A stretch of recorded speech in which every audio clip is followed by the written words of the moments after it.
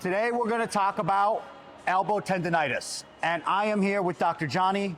Dr. Johnny, tell us about yourself. Sports chiropractor, Manhattan, New York City, the owner of Warrior NYC, soft tissue expert, movement expert, really just about preventive injuries and just keeping people in the game. And he's being modest because this guy works with like the Knicks, influencers, a host of people. He's phenomenal at his job. Everybody's the same in my eyes.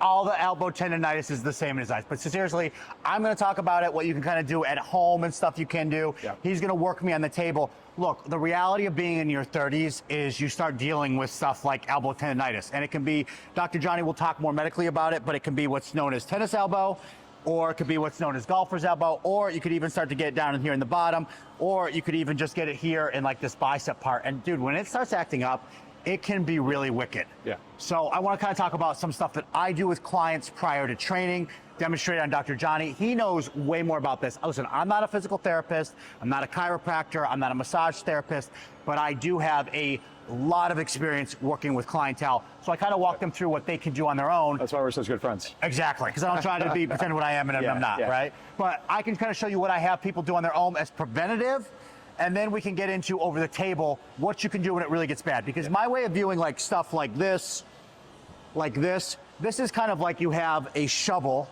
and you're trying to fix the problem. Dr. Johnny's a crane.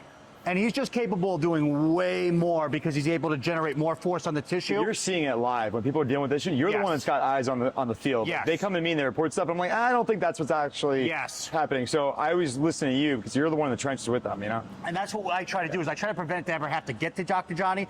Not because I don't like him and I don't want to put food on his table, but seriously, we don't want to have this injury to begin with. So I'm going to go over some things you can kind of do on your own. I'm going to demonstrate it on Dr. Johnny, and then he's going to take me over on the table and he's going to demonstrate what you have to do and kind of give us a little bit more of a deep explanation about tennis elbow. Can you tell us what, besides it being tennis elbow, besides it being golfer's elbow, besides it being in the bicep, what is this really? So everyone thinks tennis elbow. It's lateral epicondylitis. Lateral meaning the outside of your elbow. Epicondyle meaning this bone right here.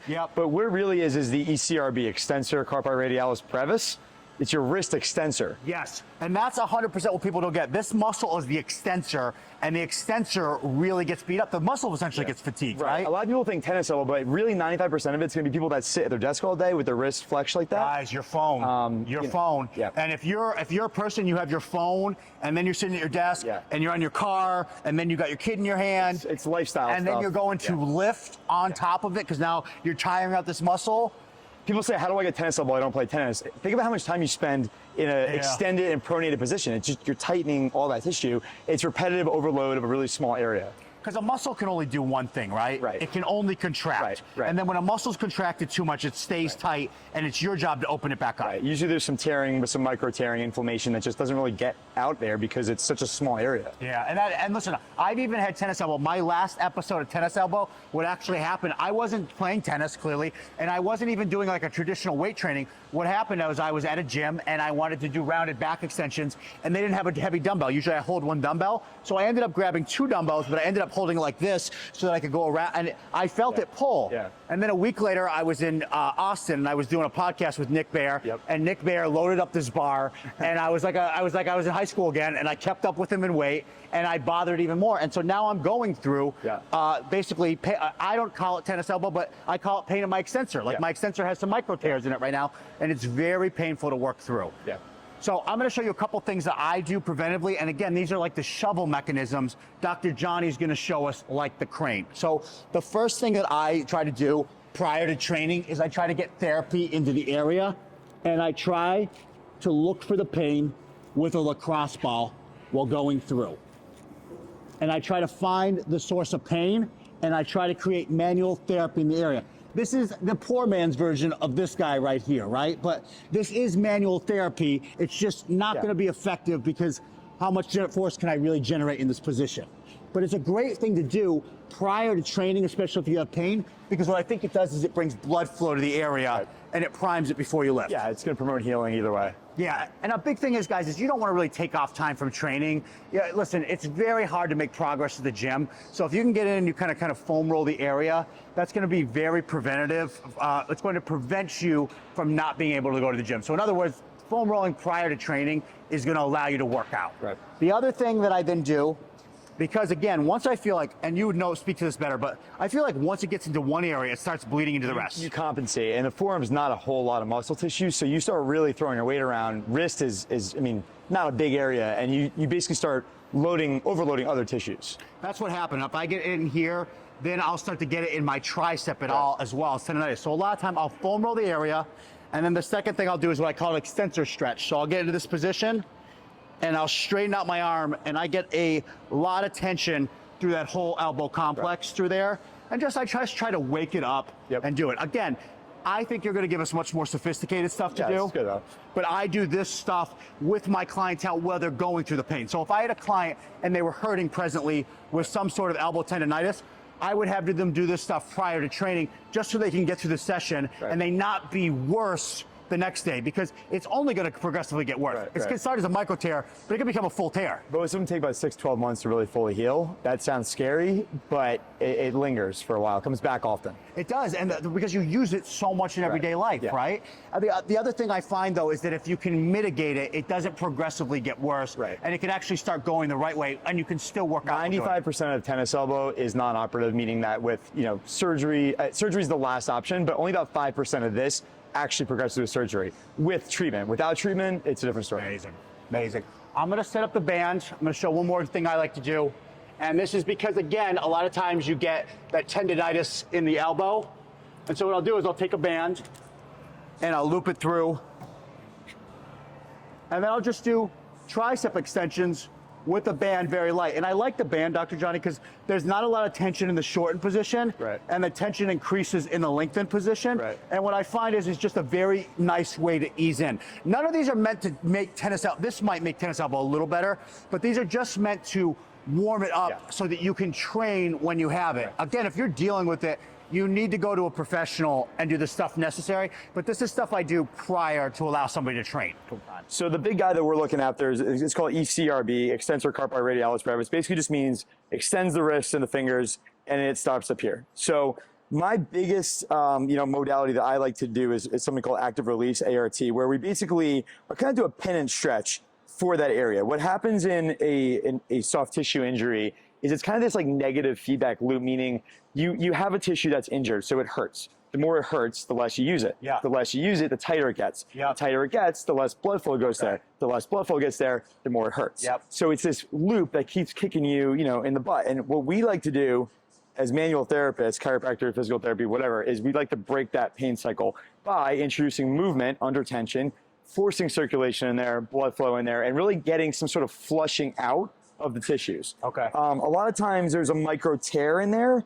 95% of them are non-operative, meaning it can be treated, conservatively, but it does take time. People get frustrated. They'll hear stats like, 6 to 12 months for this to fully recover. But think about how much you're using those. You can't really rest. The problem is that day to day you're using this thing, so it's getting aggravated to some extent. And you think that you're good. You go to, turn the faucet off or grab the garbage, and it's like, oh my God, it's back. So we deal with chronic cases. But the nice thing about what I do is it's like, you want to see me, you want me to fix it. I'm the first line of defense. If I can't get you better, then we're talking injection. We're talking a long period of resting from the activity that you love. What are some things? BBC 157, the peptide effect. You're a big fan of peptides, right?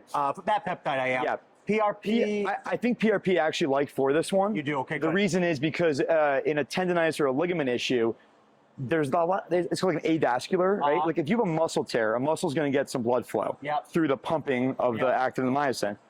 With a ligament and a tendon, it's avascular. So we want to force blood cells into that area. So I'm actually a big fan of PRP for tendonitis, especially in small joints like the elbow. So, the way that they would do it is they would kind of find those micro tears. We're talking, it's a little painful. People don't enjoy that treatment. But, what I like to do as a manual therapist is, some active release. So you saw the things I was doing to try to prevent it. And now what he's saying is line number 2, really, if you cannot work it out, if you can't correct it, come see him, let him do, Dr. Johnny do active release.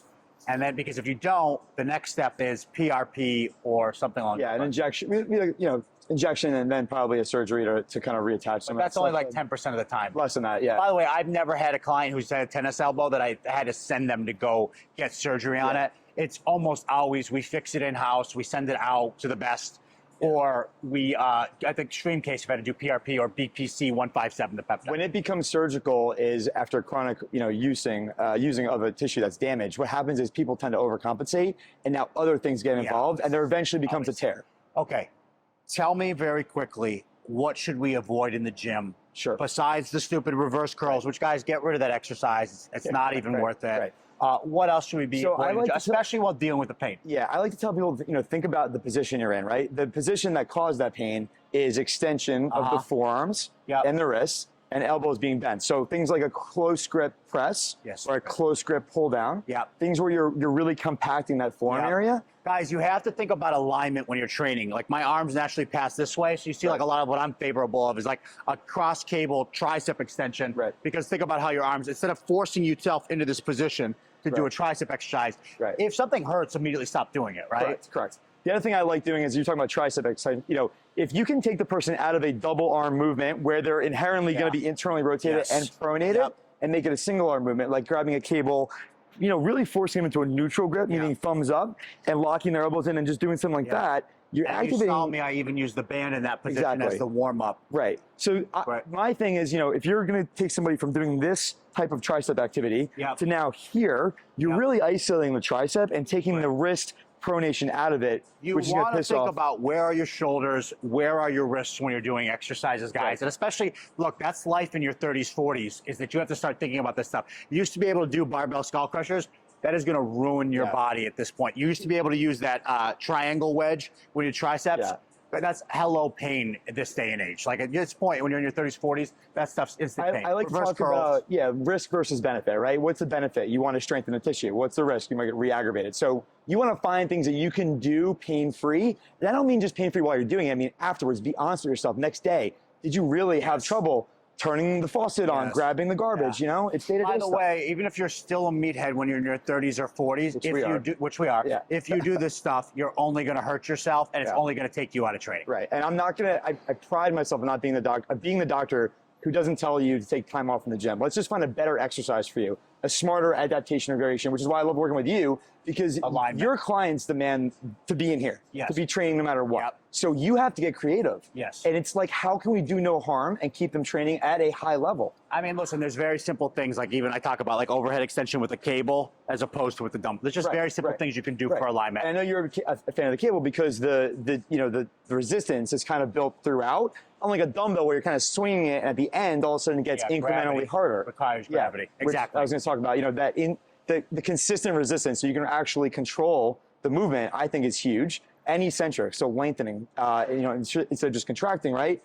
Kind of lengthening, grabbing a light dumbbell, going to that extension, and just kind of letting the wrist flex and extend, what I'm saying? Like letting it lengthen under load. I'm a huge fan of that. The lengthen under load, believe it or not, and also the lengthen portion of the lift is probably the primary driver for hypertrophy. So letting the hamstring stretch, letting the pectoral stretch. The more we know about its stretch position and the negative, the eccentric, are the most positive for building muscle. And you were showing some exercises where, you're kind of, letting the band build under tension. Well, also I like to kind of put people on the bottom of it and letting them kind of lengthen under tension, just controlling it, getting blood flow in there. We're not strengthening the area. We're not trying to build up, well, maybe Popeye is, but you're not trying to bulk up your lateral epicondyle area, your forearms. You're going to get jacked forearms just doing things like, heavy pressing and loading the tissue that way. You want to do it more under control, slowly lengthening under tension, letting those muscles kind of just get some blood flow, stretching under load, but in a really light and smart way. Beautiful.